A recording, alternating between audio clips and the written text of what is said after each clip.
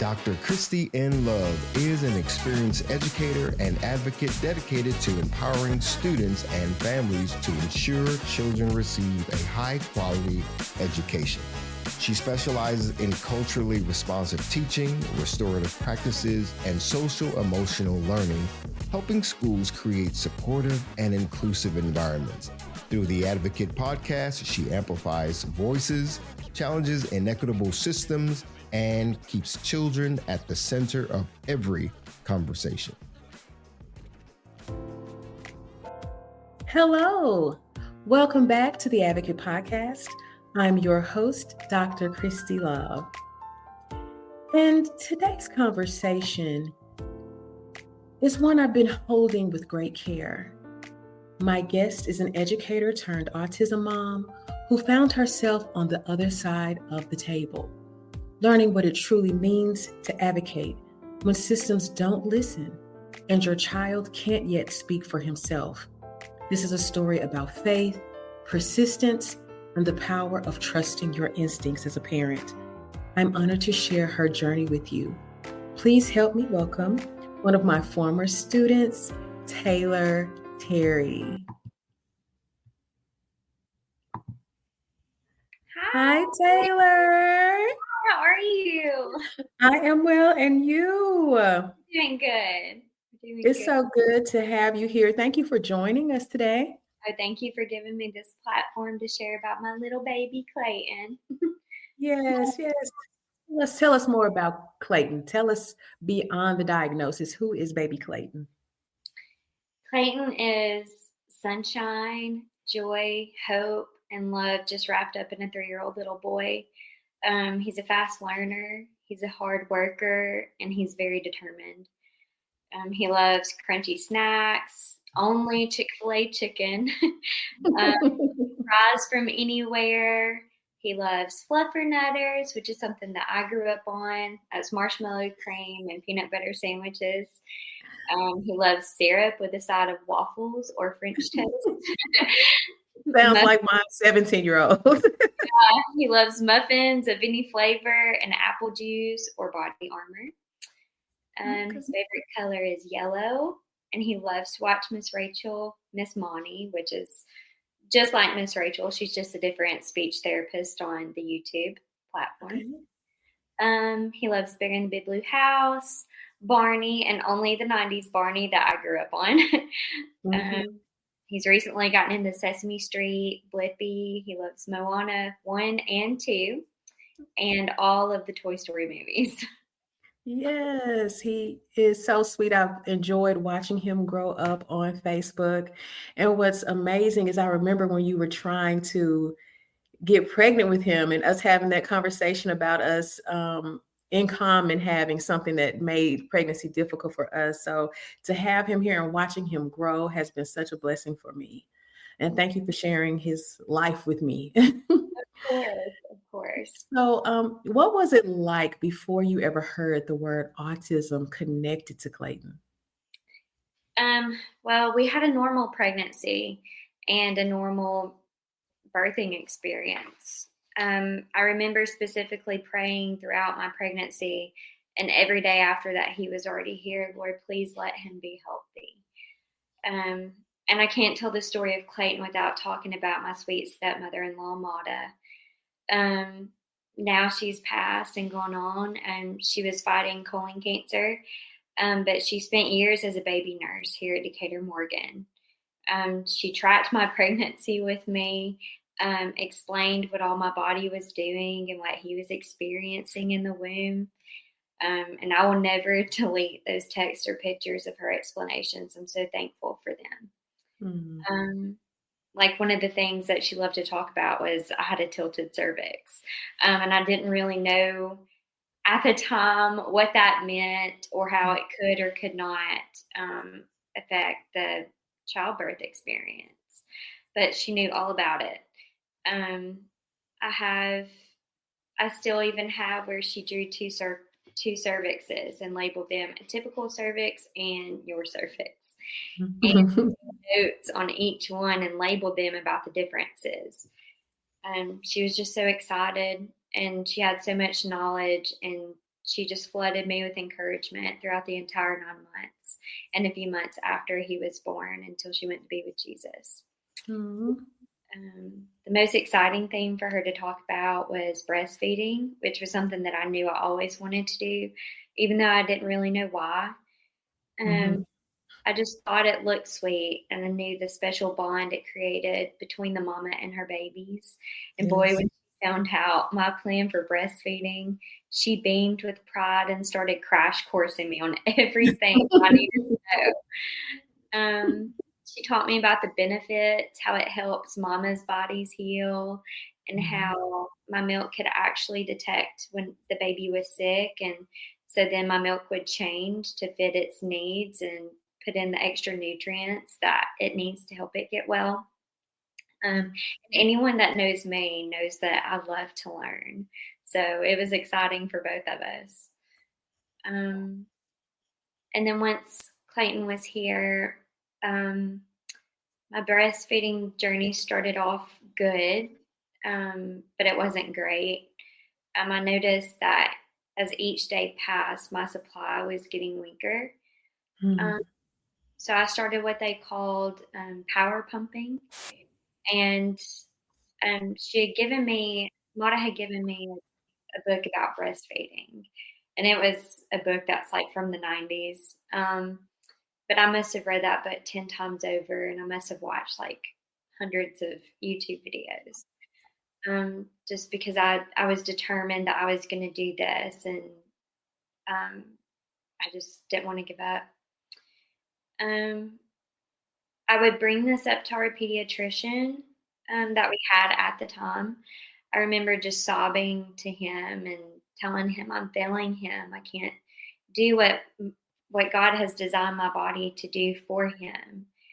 I told him that I was convinced through research and just reading different articles that he had some kind of oral tie. I said, Mm-hmm. but I don't really know what I'm really looking at, and it's hard to get up under his tongue, but it could be a tongue or lip tie. Um, and he seemed concerned because it was obviously making me depressed. I was going through a hard time, just feeling like I was failing him. And also Clayton was really losing weight.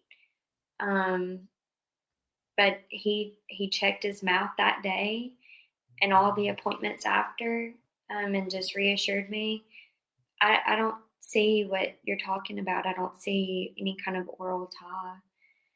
Um, so 2, 3, 4 months crept by, and I'm having to supplement with formula, and that about broke me.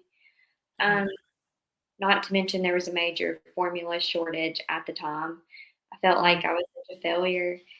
Um, I went to a weighted feeding with a breastfeeding consultant here in Decatur. Her name is Erin, and she is absolutely wonderful. We weighed Clayton in the office, and then I fed him on each side for however long. I think it was 10 and 10. And then we weighed him again to see if he was getting anything from me. And nothing. No change in weight. She suspected some kind of oral tie, but as a breastfeeding consultant, she couldn't formally diagnose. So back to the pediatrician we went. And each appointment, I had him check for oral ties. Nothing he could find still. Eventually, I gave up and just switched to formula because at this point, the supplementing I thought I was doing was starving him, and I couldn't get him through that. All I was doing was filling his tummy with air, and that hurt him even more. Yeah. I was blessed to be able to breastfeed my boys, so I know exactly the bond that you were longing for, and the relationship that you just like, okay, no one can do this but me. You know what I'm saying? So I can only imagine when you feel like you're failing him. Yeah. So did you find out if he had a tongue tie or? So 2 weeks before he turned 2, I'll never forget it. He was laying on his back in the living room, and he loves tickles. So we were having our standard tickle fight. um, I remembered he was laughing so hard, and his mouth opened extremely wide, wider than I have remembered him opening it. And I saw what I believed to be a tongue tie. I mean, there it was. I felt a heat, a wave heat, like rush through my body from head to toe, because this was something that I had tried to press our doctor to really look into and to try to believe me on. So the next morning I called our pediatrician and I told them what I had seen, and they had pushed a referral to the ENT in Huntsville. So once I got on the phone with them, they were like, well, it will only, it'll be like 6 months to a year before we could get you in. Wow. And even have a consult, to see what's going on. And that didn't sit right with me. After all those months watching Clayton's sounds disappear at this point in time, he was not sleeping. His food choices were very slim, and they were just getting smaller as time went on. I remember calling a friend and crying to her, and she had just had a baby, and they had also discovered an oral tie. And so she told me about Pelham Tongue Tie Center. I mean, you do not have to have a referral for them. Awesome. It's like a pediatric dentistry. So we took him for a consult that next week. And not only did he have a severe tongue tie, he had one of the worst lip ties that they had ever seen.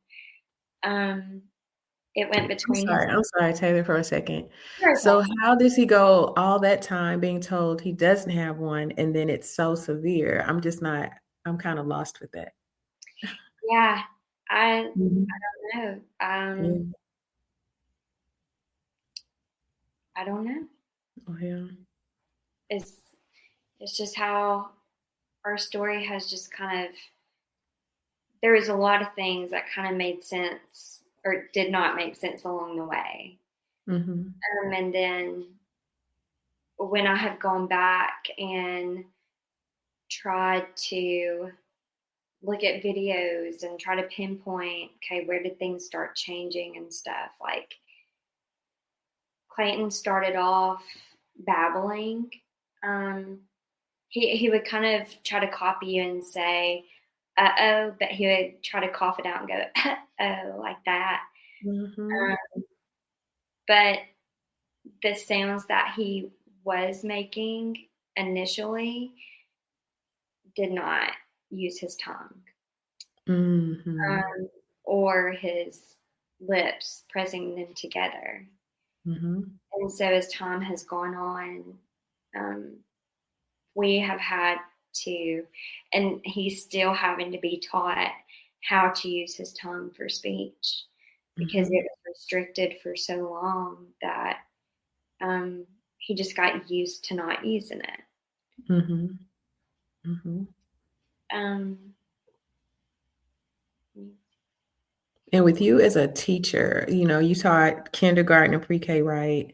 And I know that you're having to teach kids how to make these sounds, like literally you're doing that. So, mhm. um, was that something when he was making his sounds, did your expertise in that area even make you more concerned because you were aware that, these sounds should be coming or? Yeah.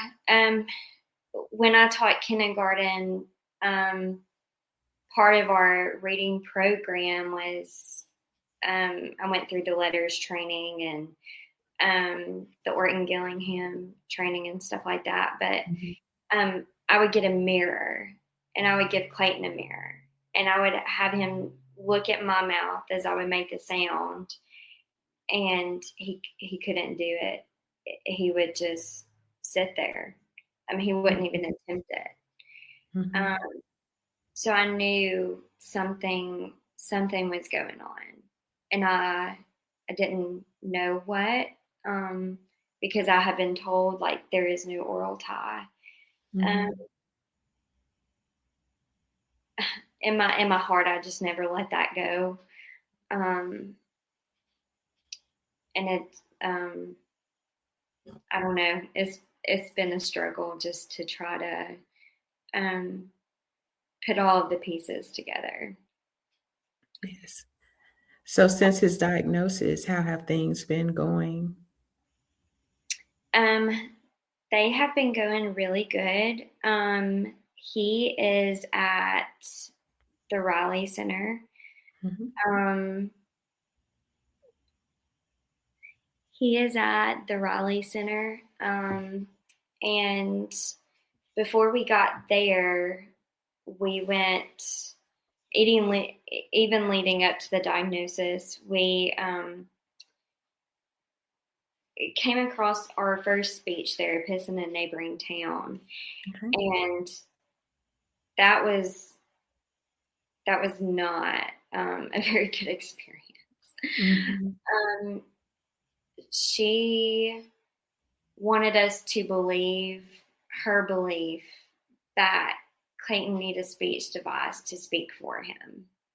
Mm-hmm. And I knew in my heart, I mean, at the time that we took him, he had started trying to say words. He had started trying to say different sounds, because once we took him to Pelham and they severed both of those ties, I Mm-hmm. mean, that next week he started saying mama. Oh, wow. Yeah. Yeah. So I Yes, you're fine. You're fine. um I just I knew that sounds were coming and words were coming, and he was going to talk. I mean, he was talking. Mm-hmm. Um and she had told us that she had a student, one of her clients, that is on an AAC device. And she just kept pressing that. She would send me home with articles to read about them. And she just really believed that this was how Clayton was going to talk, even Mm-hmm. though he was showing signs that he wanted to talk and he was trying.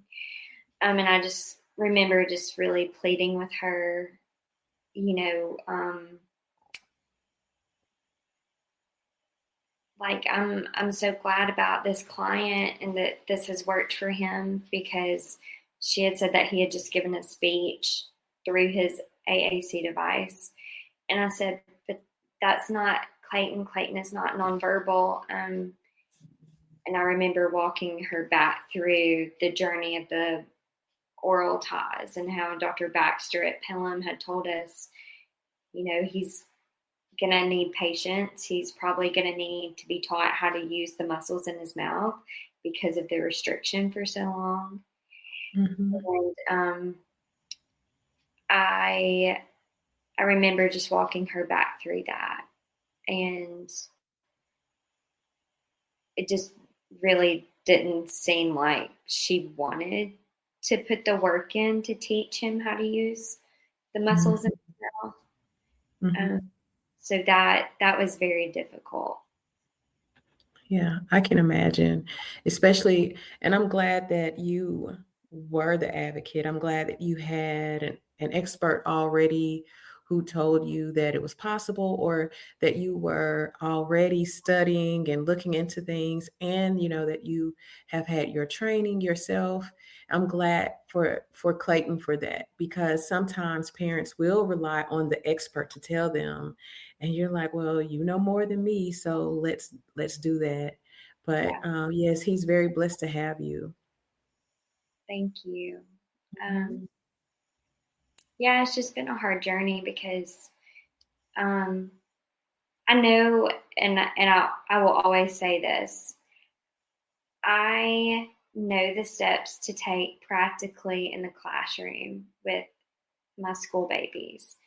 Mm-hmm. But for some reason, when it came to Clayton, it's like my memory was swiped. It was like I never went to school to be a Mm-hmm. teacher. It was like I never went through those trainings. And it was just like, I don't know how to help him. I don't know what to do. And that was terrifying. Mm-hmm. I can imagine. I can imagine. So you said that he's at the Riley Center now. How did you find the Riley Center? And he's thriving at the Riley Center? Yeah. So, a coworker, bless their souls, um, leading up to the diagnosis all last year, I was just crying to him every day. It would be like clockwork. My kids would leave for PE, and I would break down. I would just sob.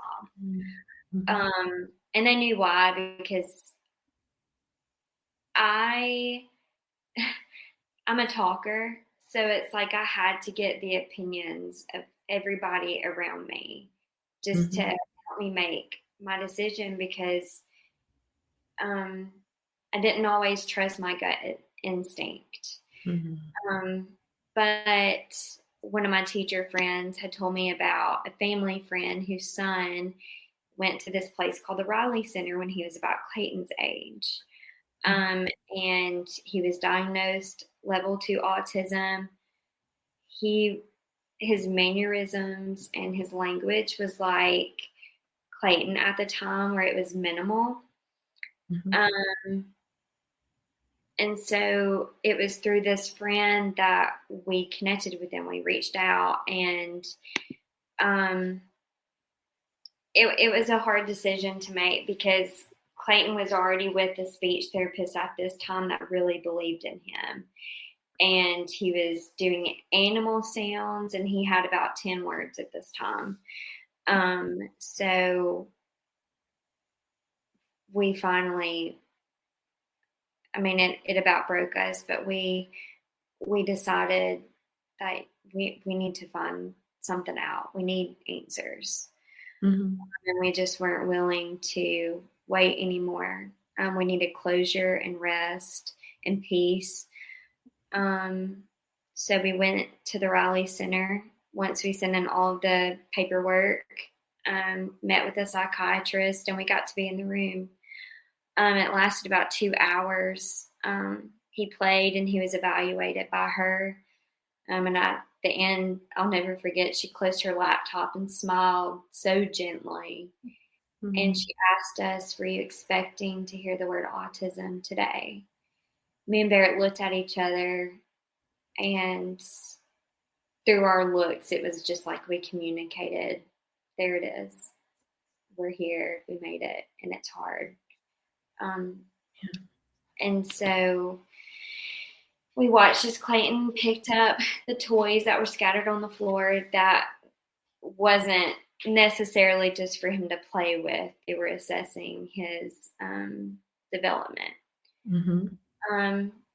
And I told her, I said, yes, well, no, but I mean, we hadn't put the thought out of our mind. We were prepared for the possibility.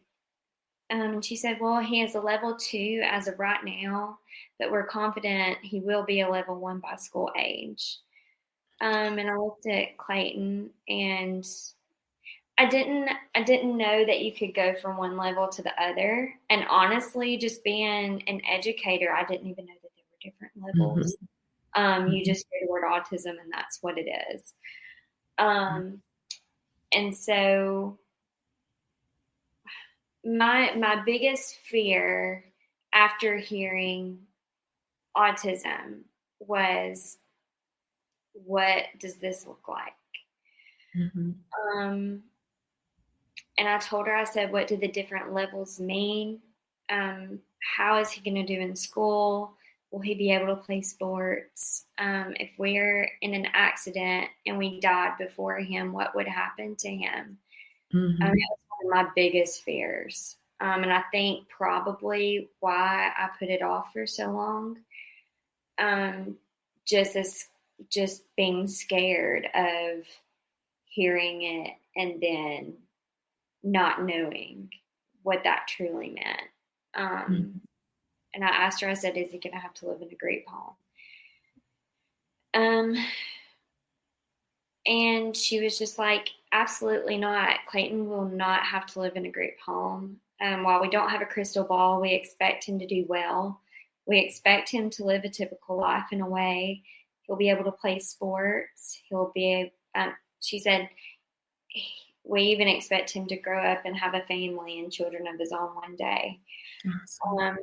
And she said, he probably won't even require an aide, but he might require being pulled out and given extra time to take a test or complete certain assignments. And she said kiddos like Clayton are very tactile and they like to work with their hands, leading them into professions like engineering or something similar like that.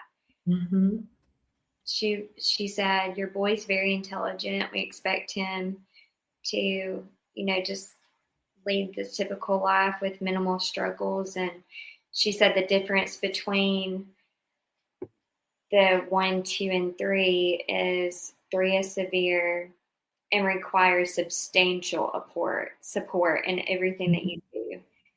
2 is moderate with,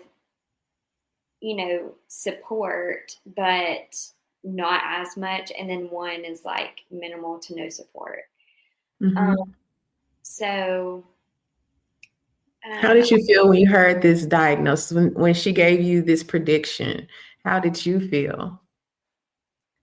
My heart was sinking, but at the same time, I knew at that moment I had to ask all of these questions that had just been burning in my mind, because I had been having dreams about all kinds of things just happening, and hearing the word autism and what level of severity it would be. I just had all of these fears. So in a way, it was scary, but then it was kind of like, I can breathe. But I knew as soon as she said it, I did not question it. This was a psychiatrist and I trusted her opinion.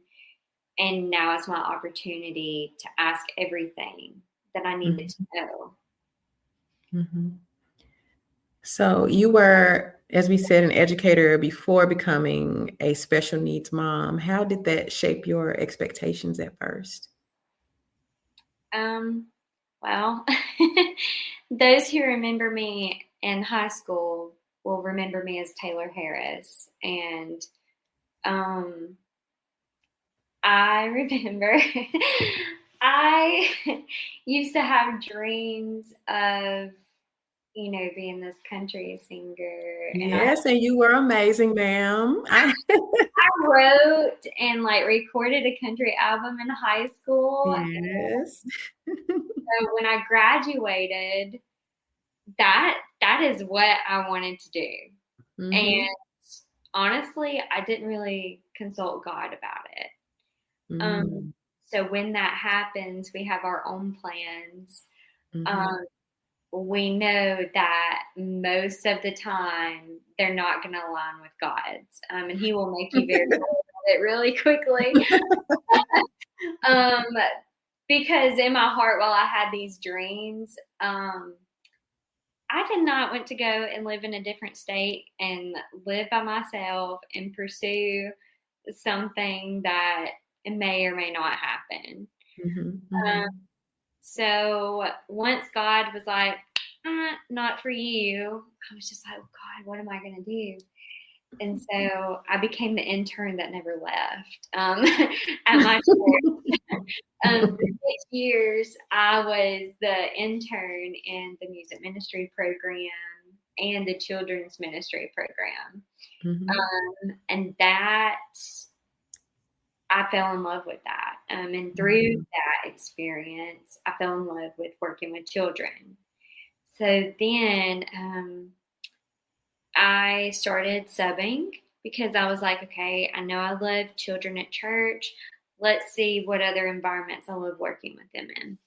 And so I started subbing and found out really quickly that I do not like working with the older kids.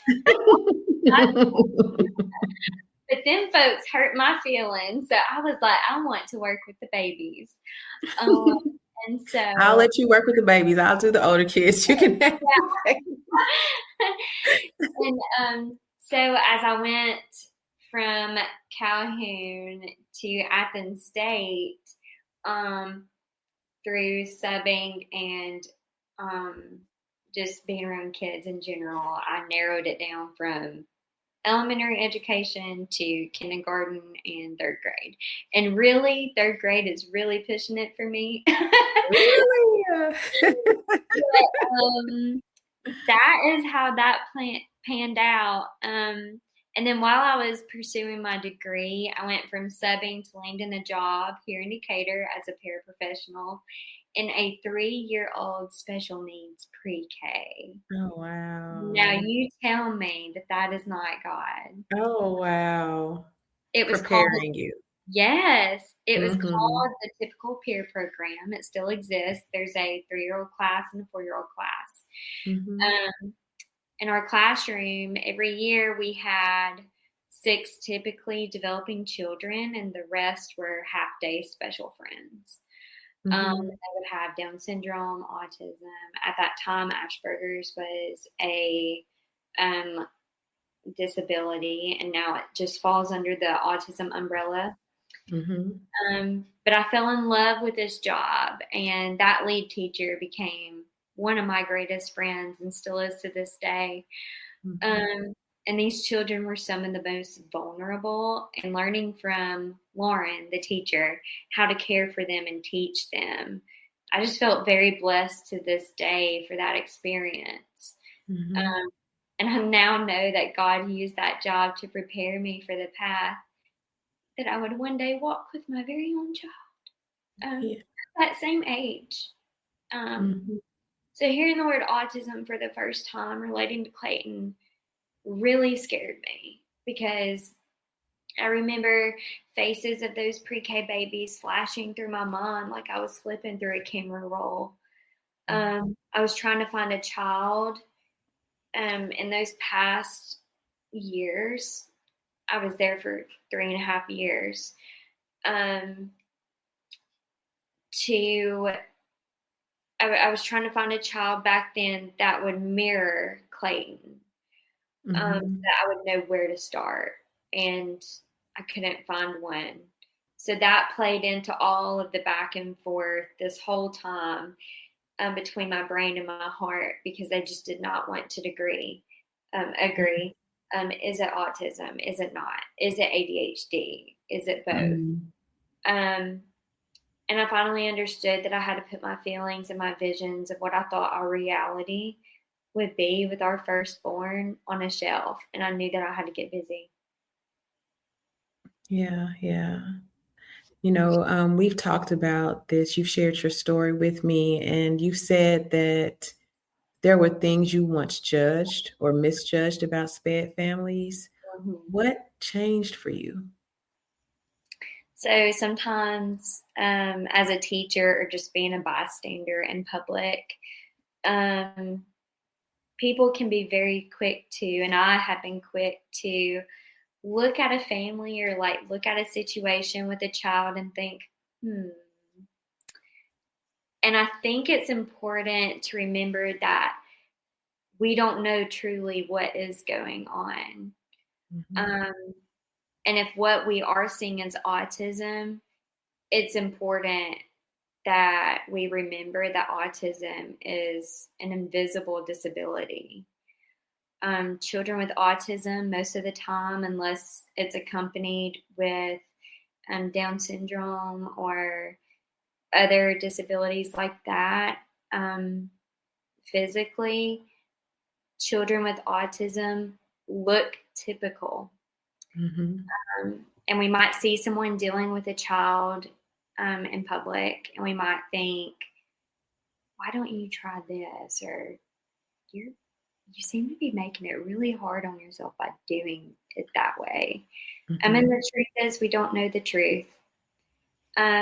What you see a family doing, while it may seem pointless or more difficult to a stranger, it might be what has to be done to be successful and survive in that moment. I'm very aware of looks that we have received just by family, friends, and strangers during this journey, um, especially before the diagnosis. Um, Mhm. and that's something that's burned in my memory, and I'll never forget it. And unless you live in this situation, understandably, people don't understand the why behind doing the things a certain way in a particular order, or taking extra steps to prepare for something, or allowing extra time for things, or having to explain something explicitly why you do it. And that's okay that they don't understand. Mhm. But I think what we need to remember and learn, like I had to, that just because a situation doesn't look a preferred way, it doesn't make it wrong. Um, it's imperative that these families make accommodations however and whenever necessary. Absolutely. I am a part of a group with moms, and there was a post where this mother had a child with autism, and she was asking for advice. Mm, And people who only have typical children were giving advice. Oh, you should do this and you should do that. Like this is going to help. mm. Uh, like you have to discipline. You have to spank. That's not going to hurt. Like, ma'am. I mean, like, make sure you're asking people, that can give you advice. But I'm very careful because I'm not in that situation to be able to give you that advice. Mhm. But that's one reason I'm really glad that you joined me today. And this video will be shared in that group so they have someone who they can use as a resource on how to ask the questions, on what to expect, and how to deal with even discipline Mhm. with a child with autism. That's. And even with Clayton's level 2 diagnosis, he understands, and he always has. He has always understood more than he could say. Hmm. His receptive language has always been much stronger than his expressive language. And we know Hmm. receptive is taking in, expressive is putting out. Hmm. And so, but even in that understanding, and as high of a score as he received in that, there is still a social disconnect. Hmm. Um, and so I remember um, before we received the diagnosis for Clayton, um, it appeared that Clayton was just acting out, and he wasn't. He was Hmm. frustrated. He couldn't communicate, and so, but we didn't fully understand that at that time. Hmm. And so, yeah, we would probably spat if he would hit one of us, and we would just spat him back. And Hmm. I'm very guilty of that, because I mean, for parenting, I mean, that's what you do. Um, Hmm. and so, and I remember talking to the ABA therapist after we once got the diagnosis. I said, we've been guilty of spanking, and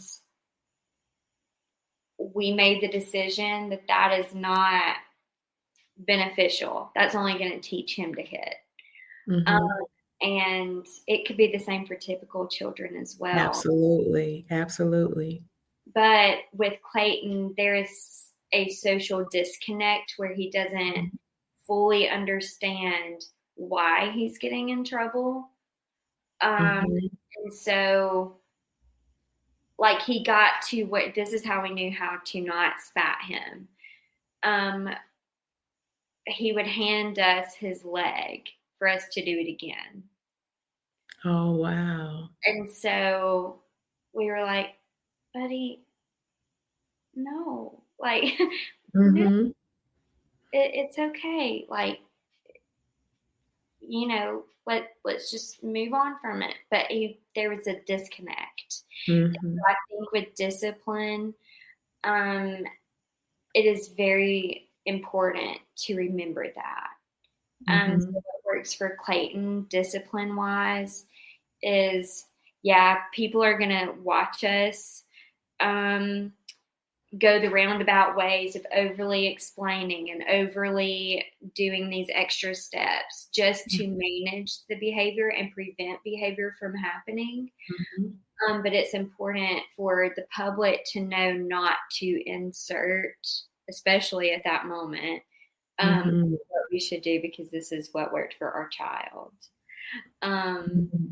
And we know that even with typical children, every child learns differently and every child develops at slower paces, and, but especially when you don't really know, just like we said, autism is an invisibility, an invisible disability. So if you see a parent or a family like struggling and having to do all of this stuff that you perceive to be, well, just take the child and just go, just throw his shoes on, his coats on, just go. You can't do that, because then you have a whole domino effect of these behaviors that could have been prevented. It didn't have to be that way. Absolutely. And as you say, for typical children, and I've said on previous podcast, right? We are responsible for teaching and training our children. Right. I mean, if they have a behavior that you're not happy with, then you have to replace it with something appropriate. You have to teach regardless if that's a typical child or not, And so I think that's a very important piece when it comes to discipline. It's not just about the spanking or the punishment. It is, let me teach you better. Let me teach you differently. Right? So what do you wish educators understood about what families are actually carrying? That acceptance is hard. And sometimes it takes families longer to be ready to hear the word autism than others. It's important that educators and case managers or social workers, that these people know and understand. They can't understand fully, but know that these parents have had to let go of their plans for their child. And they've had to submit to God's plan. And it's hard. Parents of special needs children, no matter the severity, they are caregivers. We are caregivers. And we are tired. And we live in survival mode most days. And we have to plan for plans. And just like I said earlier, we have to do things a certain way to keep situations manageable. A typical family with typical children can say, all right, let's put on our shoes and we're going to go run to the store. Whereas a family like us, with a child of a disability like autism, we can't do that. We have to prepare ourselves to prepare the child by taking extra steps that no one would think about. And it took us a long time to manage transitions with Clayton. And even now, there are still some tough moments that we have to work through. But instead of being able to spring something on him last minute, it might start off with us briefly mentioning it in the morning during breakfast, or brushing our teeth, or showing a picture schedule. And as time inches closer to the errand or whatever event it might be, you start talking about it a little more, and you start giving little reminders. We've even incorporated a timer, like for potty training, or leaving for church. We'll set a timer on the oven that he can see, and he can see, okay, we have 10 minutes till we have to leave, or we have 10 minutes before we have to potty. And so he knows when he hears that timer go off, it's time to do whatever that thing is. And the same is true for bedtime. I mean, it's very ritualistic. Most families do bedtime rituals anyway. It's just in everything that we do, we pretty much have to keep it the same and with extra steps and preps, especially on occasions like getting home late during the holidays from seeing family. Clayton used to always love to brush his teeth, and right now it's something that we're struggling with. I will try bubbles as a motivator. I'll turn on an Elmo or a Miss Rachel teeth brushing song and video to make it fun. Sometimes he's motivated by these things, and other times I'm holding him in a bear hug on the floor and trying to pry his mouth open to get the toothbrush in. It's a totally different life. And while it's beautiful and miraculous to watch him achieve these milestones, it can also be very heartbreaking sometimes. I follow a Facebook page called Finding Cooper's Voice, and I followed her since I first landed that paraprofessional job. But her son has just turned 13. He's severe and nonverbal. And while Clayton is not nonverbal nor level 3, the struggles we have endured up until now, and even fear of the unknown, she has coined this phrase that I have, held close to my heart because it's so true. In everything that we have to do, or you see a typical child doing this, and the comparison game, which you're not supposed to play, you can't help but notice it, especially in Sunday school or places like that. And each time these things kind of like wash over you, it's like a gut punch.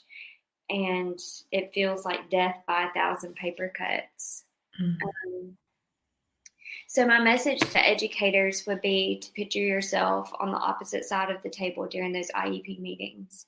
And trust me, it's very humbling and has changed me for the better. I feel more prepared and equipped to teach now than I ever have, because now I have the perspective of a special needs mama. And those mamas and daddies and grandparents on the opposite side of that table are caregivers. And while they are exhausted and living in survival mode and are struggling, they are strong. They need help. They need resources and grace and support for home and school. Absolutely, absolutely. You mentioned having to beg professionals to advocate for Clayton. What did that look like emotionally and practically? Going back to our first speech therapist that we had, we only saw her 3 times, but she was determined that after 3 visits, we had to accept Clayton would never speak. She gave me articles, like I had mentioned, about the AAC device, and she was persistent that he needed one to communicate for him. She, just really brags about her clients that use them and how it makes their lives easier. And I'll never forget her grabbing my hand and saying, "He may never talk, and that's okay." I sobbed when she said that,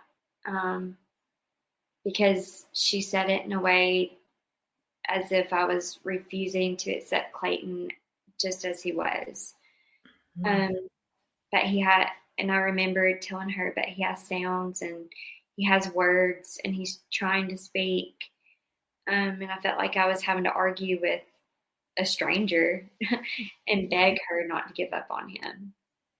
I knew in my heart I could not give up on him, and I could not give up on helping him find his voice. His determination and frustration were too convincing otherwise. So it was time for us to move on and find someone that believed in him as much as I did. Mm-hmm. Yeah, and I guess that um, her being supportive of those who are nonverbal is a good thing in the Yeah, right situation, right? I'm sure she didn't have a malicious bone in her body towards your baby. yeah, But that's why it's so important for parents to have that voice, to keep that voice, to be that voice when yeah, the child can't speak. Even I don't know. I'm sure that those parents of nonverbal children still have hope. Like, yeah, it could happen. It could happen, you know? And I mhm, think that's important to hold is the hope that no, and I know you are a woman of God, spiritual, like there have been some miracles, you know, yeah, and feeling like we don't have to give up on miracles just because a professional says we should. yeah. And that was something that um, I wasn't necessarily confident of at the time, but Mhm. um, I would just watch him try. And it was just like God told me, do not give up. He will talk. I remember having a specific dream one time, and this was before sounds really started coming and words really started coming.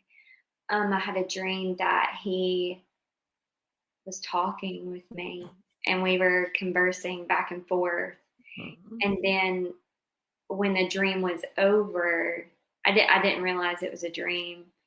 But when I woke up, I realized that it wasn't real, that like we were in heaven when that took place. Oh my. And so,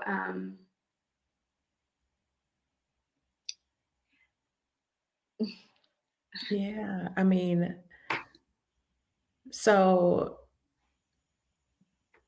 I mean, do you have contact with her now? Like, have you, contacted her and said, "Look, he has words," or I've thought about it, but Mhm. I haven't because I do not want it to come across as like I told you so. Yeah, uh-huh. Because she tried to push that envelope so hard on the Mhm. device and just that she didn't have hope for him. Yeah. Um, so I no, that's not something that I've done, and I probably won't do Mhm. unless we just accidentally bump into her one day somewhere. Mhm. Say, "Hey, Clayton." I know. Hi. So, how did gaslighting show up on your journey? And how did you learn to trust yourself anyway? For sure that experience with speech, that first experience that we had. Mhm. And then also through all of the pediatric appointments, Clayton was hitting every milestone on time, but speech. Wow. Um, and we were without a doubt pressured to give vaccines that I morally did not agree Mm, with giving him after looking up their ingredients and hearing and reading different articles from doctors. Um, we felt guilt tripped by the doctor at the time for mhm, wanting to refuse certain vaccines. He had a way of gently letting us know how irresponsible it would be for us to refuse vaccines, that we would be putting Clayton in imminent danger for diseases that could kill him. mm, Um, and that, when it was put that way, of course, it scared me. But then again, I would lean back on the research that I had done for myself. Um, and I just trusted God, you know. Um, the tongue and lip tie suspicion and the discovery and confirmation will be one of the most painful parts of this journey. For at least 5 months, I was supplementing formula and power pumping because I mm, was being told that what I was feeling in my gut was wrong. And I have since learned from our new pediatrician that they are not adequately trained to spot oral ties. And so I think my suggestion then would be to hear the parents' concerns, if that's the case, and refer them immediately instead of, I don't see anything. Mm-hmm. Because we went at least 5 months where I made them check Clayton's mouth at every appointment. And it was a dentist who finally saw it. Is that what you said? Yep, he was a pediatric dentist. Yeah. Man, it was something I was going to ask you when you were talking about. Oh, I know what I was going to say. So, are you convinced that, or you feel very strongly that it was the vaccine?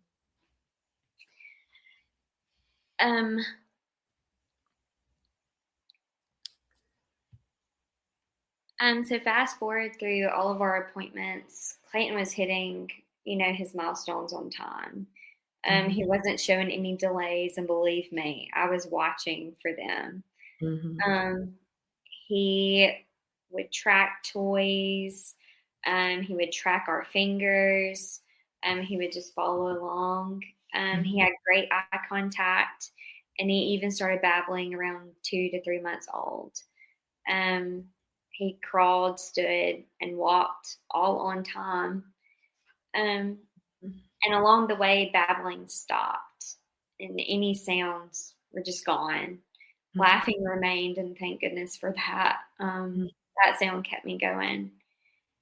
But even him positioning his mouth and lips to imitate a facial expression or prepare to attempt a word, it was just gone. And since the diagnosis, I went back into my camera roll to pinpoint where I started seeing a shift. And after the MMR, which was one of the main ones that I did not want to give him, there was a subtle decline that just went into a downward spiral over time. But that's when he stopped trying to babble and imitate things like coughing, or I even have him on video going bad, bad, bad, bad, bad. It was just gone. And though his expressive language was slipping away,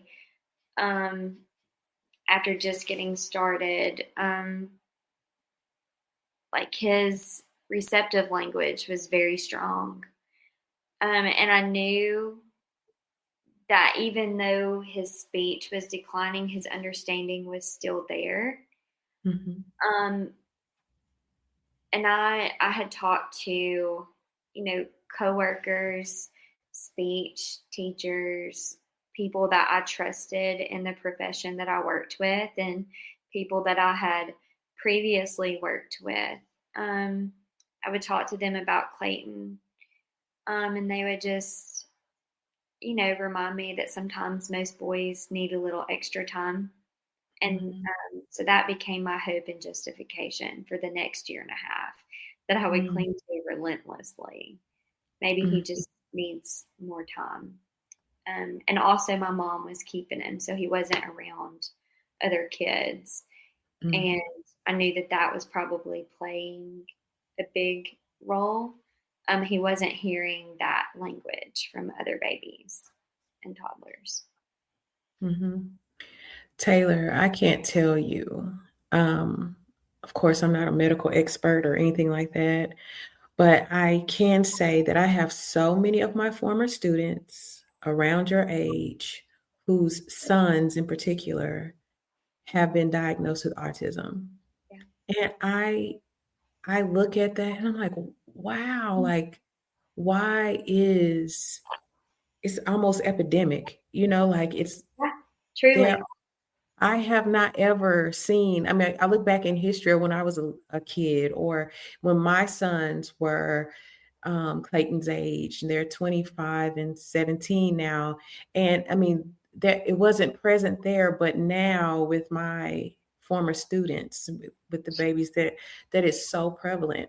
And what's amazing is that yesterday I was talking to my friend, and he was thinking the same thing. He was saying the same thing. Oh, he was perfect. He was perfect. And then that MMR, and he said that specific one, the MMR vaccine. And I'm wondering, I'm like, did we receive the MMR vaccine? Did they change it? I mean, I don't know, but it is just amazing how, and his was a boy also. There are so many boys in particular who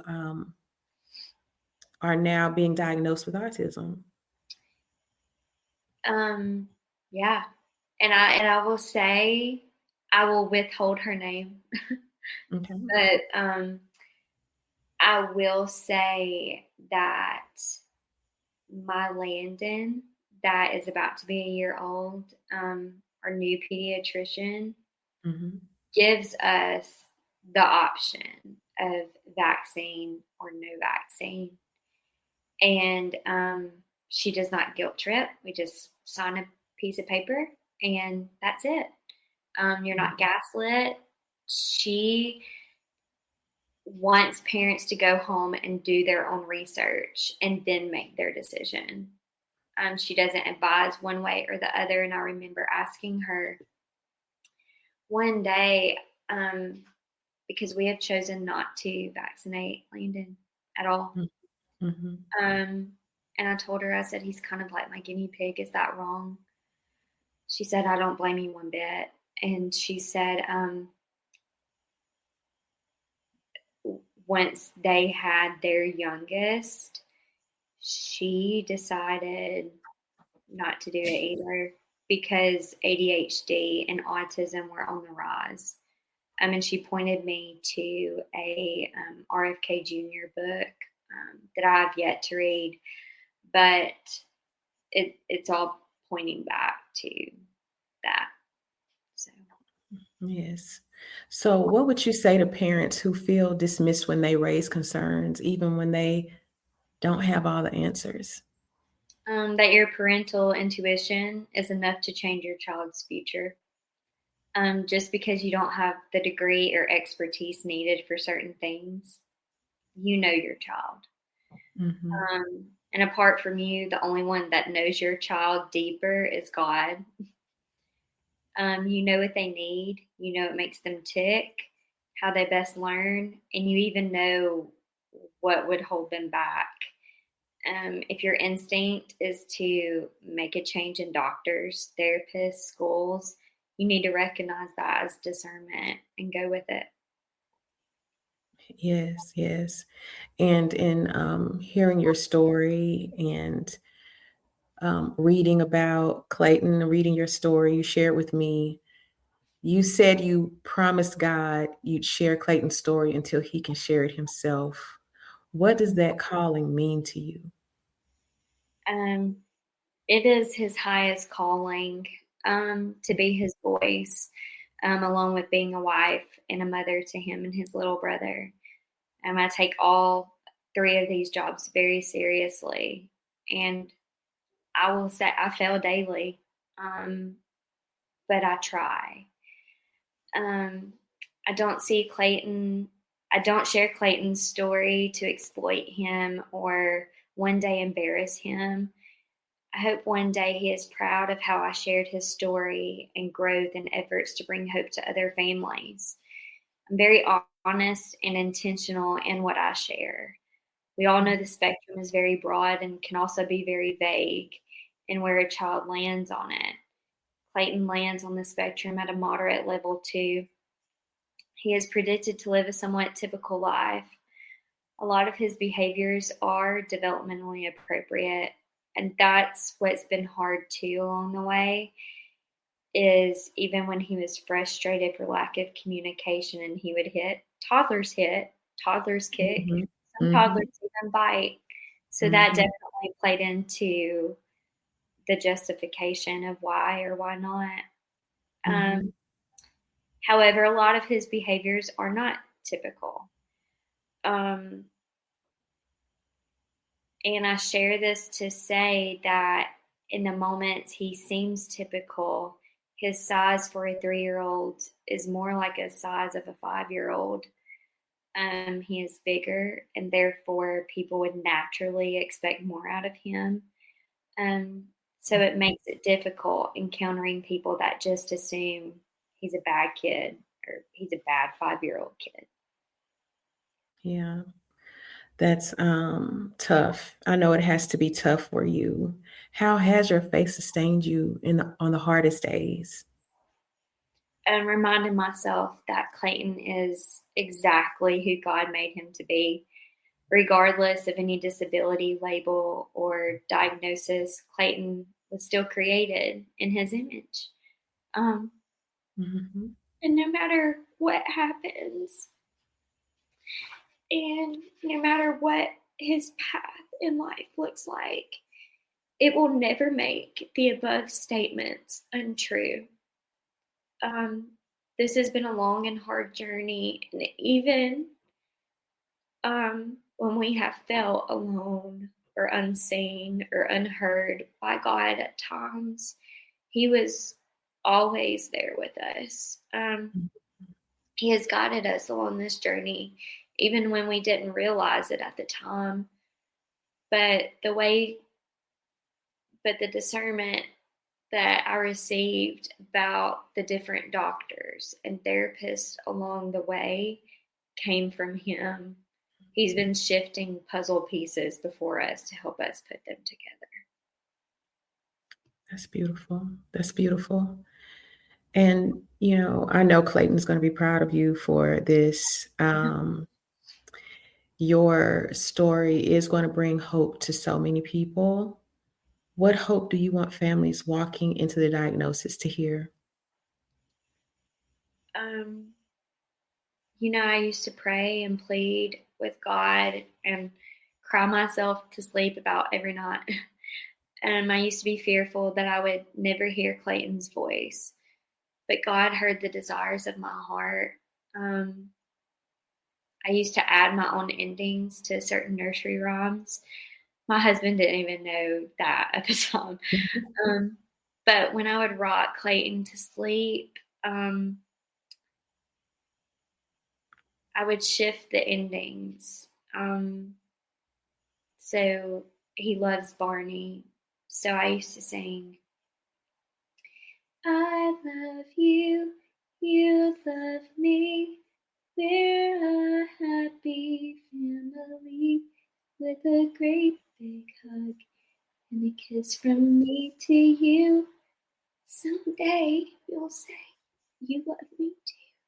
Oh my gosh, Taylor. And tears would just be streaming down my face. And Clayton would look at me with those big blue eyes if he was still awake. Because sometimes he didn't fall asleep. Mm. And he would just bless me with the sweetest smile. But our someday is here.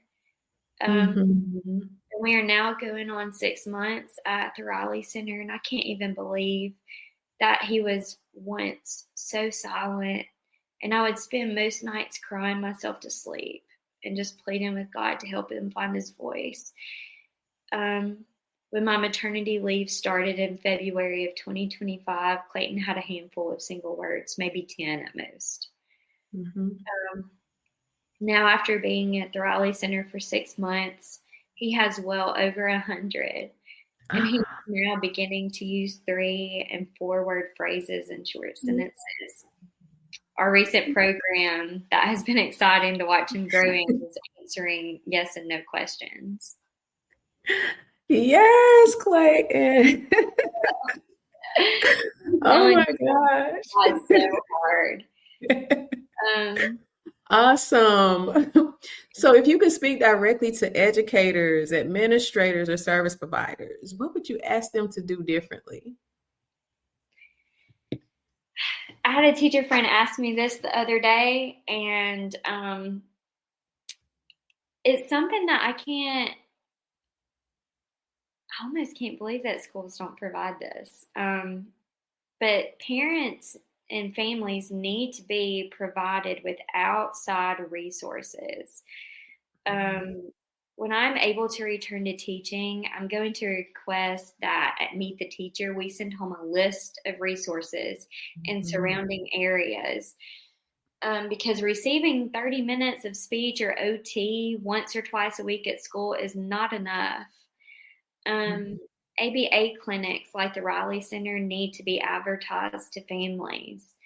They need to know that help is out there, that this isn't it. Absolutely, Taylor. You're fortunately you're married and you have like some, familial support. And I have some former students who are single mothers dealing with this, Mhm. having to work and take care of their son with autism, but also the son who is now feeling like, oh, you're giving that a baby so much attention, or, the daughter who is helping you cook while you do whatever you need to do with that. Oh my gosh. And I've talked to one and I'm like, what what do you do? How do you make it? And she had no clue about resources. Like you're saying, like Yeah, that needs to be made readily available absolutely. to the parents at the school. That is I agree that's something that's much needed. Yeah. And um, so Clayton's schedule with the Raleigh Center, I mean, it is a 5-day-a-week full schedule. So on Mondays and Fridays, we have a therapist come to our home. Our dining room is his therapy room. Mhm, So in here, you'll see the ball pit, the trampoline, um, calendar for calendar time. And every toy in this room, I strategically handpicked for his development to go along with his goals, like fine motor and stuff like that, puzzles. Um, mhm, and so then on Tuesday, Wednesdays, and Thursdays, he goes. Um, and he has a one-on-one ABA therapist the entire time, something that he wouldn't be able to get at school. mhm, And that's how I knew to make the decision. Do I send him to that 3-year-old pre-K class that I worked in, where they have 6 typicals, 2 aides, a teacher, and all of these other sped friends? Or mhm, does he go somewhere like the Raleigh Center where he has somebody's undivided one-on-one attention the entire time? And yes, it's hard for working parents. Bless my husband, he works swing shift and he's the only one able to work right now because I had to take a step back from teaching to make this work. And I mhm, understand that there are families that can't. And driving to Huntsville just about kills us in gas and everything else. mhm, mhm, But there needs to be, even if, like with the Raleigh Center, somebody coming Monday and Wednesday or Monday and Friday to work with Clayton one on one, there needs to be support like that available to these single family homes, single parent homes. mhm. Yeah, absolutely. So, what would you tell a parent who is just realizing this journey is going to be harder than I imagined? Um, Build a strong team Mhm, consisting of doctors and therapists. Bonus points if you can get into an ABA clinic that's compatible with your beliefs and needs. Before our path led us to the Raleigh Center through friends of friends, we had been, different places with different therapists. Um, and honestly, our previous speech therapist that we had gotten with believed in Clayton. It's just going to the Riley Center, you have to use all of their therapists. Um, Cling to your spouse. Um, we were and are still on a very emotional roller coaster. Um, mhm, Work on your marriage and don't take each other for granted. Um, keep God at the center and know that He has a plan, and try not to blame Him, He will use it for good to glorify His name. And that points back to Romans 8:28. Find a good therapist to talk to yourself. And it's okay to not be okay. But pick yourself up and have hope. The initial diagnosis isn't the end of the story, and it doesn't predict their future. It's only the beginning. And don't try to write the story yourself, because that will only cause you to delay. Trust God with the pen and allow Him to be the author and the editor. And your job is to just track along with your fingers and follow Him. That's beautiful. Oh my goodness. And I really want to say that part where you said to get your own therapist, like you need to be able to talk to someone, right? And you need to be able to deal with your emotions and things like that. And I think that is a piece that a lot of people are missing, trying to do this on their own and not dealing with their own mental health in this situation. Like they really, thank you for sharing that, giving them that advice. Of course. Well, Taylor, it's about our time. I want to thank you for trusting us with your story. And I will let you go, but hopefully, maybe you'll be back on here and we get to hear more about Clayton, and maybe Clayton will come and do an interview with me. That would be so sweet. Okay, babe. Love you. Love you. Thank you so much. Bye-bye. Bye. Oh, I thank her for trusting us with that story. And my hope is that today's conversation reminded you that advocacy is not about being loud. It's about being faithful, informed, and relentless in love. Oh my gosh. To the parents listening, you are not imagining it, and you are not alone. And to the educators and system leaders, listen closely. Children's futures depend on it. And until next time, keep asking the tough questions, keep showing up for the children, and keep advocating, because children deserve adults who won't stop fighting for them. Have a great day. Thank you for joining us.